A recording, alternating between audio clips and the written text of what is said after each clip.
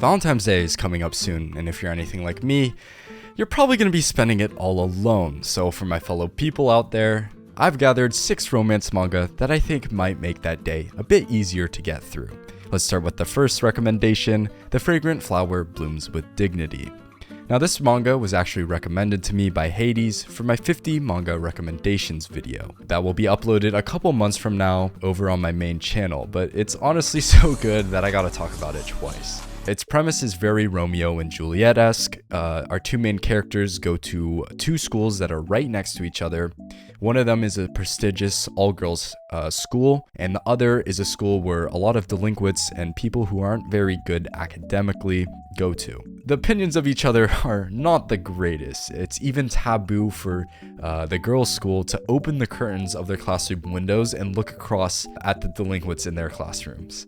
And you may be thinking, oh, so what? Romeo and Juliet, it's been done a million times. And honestly, when I read the first chapter, I had similar opinions, but it very, very quickly sets it apart from the rest of not only those premises, but all romance mangas. Specifically, when I realized that was a certain scene. So the 2 main characters have been interacting for not very long, but to the point where they've been hanging out outside. And the best friend of the main girl, Karuko, happens to see the both of them hanging out after school. And she ends up confronting Rintaro. She brings him to a cafe and she sits him down and she says, hey, stop hanging out with Karuko. If you guys get caught, you're going to ruin her life. And usually when something like this happens in manga, one of 2 things happen. Either the main character gets angry, he has an outburst, he overreacts to this request, and it ends with some drama or whatever. The other way it happens is the main character will listen to a request like this, and again, it causes misunderstandings, it causes drama, whatever. Someone gets hurt. Instead, in this manga, what ends up happening is the main character recognizes that Karuku's best friend is not coming out of a place of malice. She's coming out of a place of kindness. She's worried about her best friend. She's worried about what's gonna happen, who this person is, if he has ill intentions or whatnot. And he recognizes that. So he tells her, I understand why you're saying this to me. I get it. But he doesn't give in at all. He tells her, but I'm not gonna stop seeing Karuko. I don't want to do that, and I don't think it's what she wants to do either. And that, just reading that, I knew that this manga was going to be great. And it just is. Every chapter, every interaction, every problem is solved in the most mature and grounded way. It's just amazing. The dynamics between all the characters, the way certain problems are solved, the kindness of everyone, it's just amazing. And the other place that really stuck out to me for this manga, although it's pretty much everything, the other thing that stuck out to me that I really, really liked about it is the main character. He has blonde hair, he has piercings, he has a scary face, and he's been judged his entire life for things like that. To the point where it's become a little bit of an insecurity to him. He absolutely hates when people judge each other by looks, by how someone looks. And I think it's impossible to not have at least an impression of someone by how they look. But I try my hardest not to give in to that, to understand a person, because I had something kind of similar. So I'm smiling right now, but if I relax my face, hold on.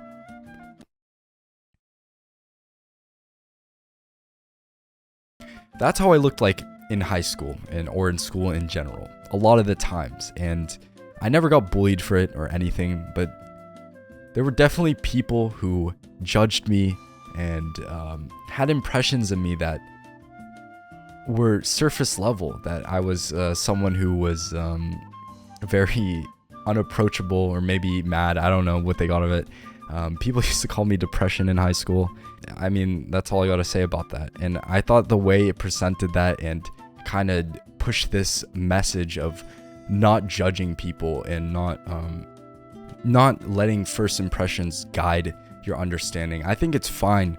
It's totally fine to I think it's impossible not to have first thoughts that pop into your mind when you look at someone. It's impossible, but I think it's great to understand that, okay, I have this idea of who they are in my mind from a first glance. I need to interact with that person and then actually form what they are. Like, are they that, or am I just misjudging them because of a first impression or that comes to mind? And I think that that is what makes that manga great.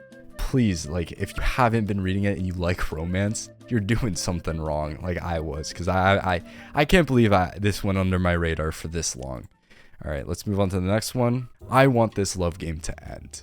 Its premise is very similar to Kaguya-sama. The two main characters, Miku and Yukiya, they started this game. They're childhood friends, and they started this game where the first person to confess loses the game. If you if you're the first to confess or say I like you, you lose the game. And because of this, they've been acting, they've been flirting, doing all that, tripping the heartstrings or whatever, for like several years. And at a certain point, they both now have crushes on each other, and you're like, oh, this is just Kaguya-sama. And yeah, it definitely is like that. It fills that void of Kaguya-sama being done, whatever. It fills that like very early stages of Kaguya-sama. It fills that void for a little bit. So in Kaguya-sama, the progression is like this, right? It's like like it barely moves for a long time, and then they finally do it. Progression in Love Game is like this. Okay, yeah, we're doing the Kaguya, boom, straight to the top. And yeah, it's definitely one of my favorite romance manga that are coming out right now. And it isn't just about the relationship between each other. Yukiya has a lot of insecurities that he's trying to get through, and I think that's done very, very well. He doesn't feel worthy of standing by Miku's side because she's a popular person, and he's like been a shy like gamer, and very recently he's been working on himself to become a person who is worthy to be by her side. And it's just filled with very great moments, and I think everyone would definitely enjoy this one. All right, let's move on to the next one. The Dangers in My Heart. Now this one, it's going to be cringe at first, okay? You're going to have to slug through the first couple of chapters because the main character, Kyotaro, he has delusions, okay? He, oftentimes when you're lonely or bored in class, you don't have a lot of people around you, you tend to have these daydreams. You tend to think of scenarios that help you ease that loneliness. I mean, it would be lie to say I haven't done something like that. But he has this. His delusion is that he's some edgy person he's gonna kill. He's gonna kill Yamada, and yeah, it's pretty cringe to read at first. But they happen to get closer to each other, and very quickly this facade that he's put up crumbles away. And we just see he's just some insecure, anxious kid who doesn't have a lot of experience of talking to other people. The moments between them are very, very cute and wholesome and great. But I found the place that I love the most about this manga is the development of Kyotaro. Because as he becomes more friendly with Yamada, he wants to become a better version of himself. If you compare the latest Kyotaro chapters compared to how he was in the beginning, it's night and day. And throughout his development, like, he doubts himself. He doubts he can even change. And I think it was done in such a realistic way that you're going to want, at some points in your life, you're going to want to change. You're going to want to better yourself as a person. And you're going to doubt yourself throughout the entire thing. You're going to think to yourself, can I even become a person worthy of this? Can I even change? And the answer is yes. It's gonna be hard. You're gonna stumble a couple times, and it's gonna take time. But you can do it. And I think that part of it was so well done, and it just makes me happy seeing him slowly become more and more assertive, slowly gain confidence in himself.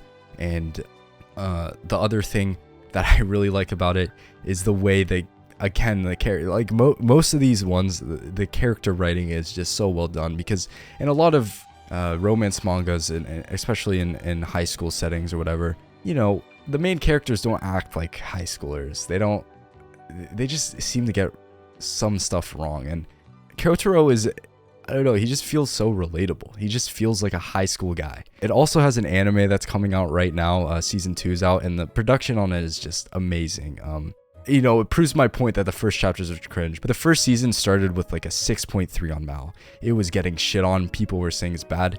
By the end of the season, it was at an 8.3. And I think that shows like how well written this story is. I think anyone can look back at their past self like 5 years from now, and you're gonna cringe at yourself, honestly. Like, obviously not everyone's going to, but most likely if you look at yourself 5 years ago, there's gonna be some aspects about yourself that you cringe about, that you're happy that you changed. And I think that it shows the journey of that so well in this story. Let's move on to the next one. Wolf-chan Wants to Be Clear.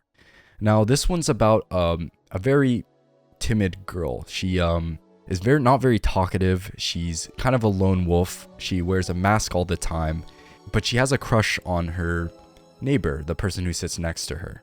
And she's very hard to approach because she seems like this cool person, but in reality, she wants friends. And Makiba is kind of the first person who starts talking to her. And I think what really brings me to this manga is the subtle developments, because Okami, she's very shy in the beginning. She's pretty reserved. She's lonely, even. But, and maybe this is a bit of spoilers, but one of the nicest details I saw is they don't mention it at all, but she wears a mask everywhere, and it has to do with obviously not being very confident in herself, being timid and whatnot. But as she starts interacting with more and more people and feeling like she has a place, she takes off the mask. She's seen without her mask a lot more, and they don't mention it. No one mentions it. It's not like said, oh, I don't need this anymore. There's no chapter about it. She just does it.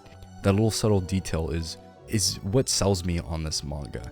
And the other thing that I really enjoy about it is, you guys maybe you have read it before, but Horimiya. Horimiya was a very good romance manga that was really popular a couple of years back. The thing I found, or I liked the most about Horimiya, was that the dynamic of all the friends, all the characters, they could banter very easily. They could just hang out and crack jokes with each other, give each other shit. And not a lot of manga replicate it in a as entertaining way, or are able to make it as well written. But Wolf-chan, for at least from what I can tell, is doing exactly that. It's feeling like Horimiya more and more, at least that aspect of Horimiya, more and more each day. The other thing that I really liked about it was, and this is going to be a spoiler, so just skip ahead to the next one if you don't want to hear it. In one of the chapters, they're asked if they've started going out, because they were seen after school hanging out together. Makiba, for that day, the day he was asked if they're going out, he avoids her for that day. He doesn't become as, he doesn't greet her, he doesn't do whatever. And the reason why he does this is because he's worried about Okami's feelings, because in the past, when he got close to a girl, she got teased so hard that she started crying. And Okami, as the day goes on, she starts worrying about, is this how it's always going to be? Is he always going to avoid me? Like, we happen to not talk today, but what if it happens tomorrow and the day after that? And because of that, she goes after him. She goes up to Makiba and she says, why were you avoiding me today? He goes like, hey, are you aware of the rumor? And she's like, yeah. And what she ends up saying is, I'm not worried about that. I'd hate it more for you to start avoiding me, Makiba. And I was like, damn, this manga's good. Let's move on to the next one. On the Balcony Again Today. Now, as I get older, high school romance is great and whatnot, but I'm not in high school anymore. And the older I get, the more I tend to read romance manga that aren't in a high school setting, that are for people in college or in the workforce. And this is exactly that, because it's about a 30-year-old who is doing freelance work. He works for photo editing. He doesn't get out of the house too much because of it, and his hobby is taking care of this garden on his balcony. All of a sudden, someone moves in next door, and they start to talk when he's out on the veranda. They start to talk to each other, and it's little things in life. They don't even know each other's name or face. They just talk, and it's little things. It's just about life, what they prefer, things, what's going on, and little by little, these two start to bond. They start to get closer to each other, and it just feels good. There's no drama. There's like little to no drama. It's just two people bonding about life. If you're looking for a more mature and drama-less experience with great art and just feel-good moments catered towards an older audience, then this is definitely the one for you. Now, on the other end of the spectrum, I know I've talked a lot about how I don't like manga with a lot of drama and whatnot. More than a married couple, but not lovers. I know I've said I don't like a lot of drama, and this one has a lot of drama, but hear me out. There's a reason why I like this one. Two of my first romance anime were Nisekoi and Toradora, and I have a very soft spot in my heart for stories that place two characters that seem very unlikely to fall in love and place them together in a situation where they have to get closer and then see them slowly fall in love. And this is exactly that, because the premise is pretty stupid, but it gets the job done.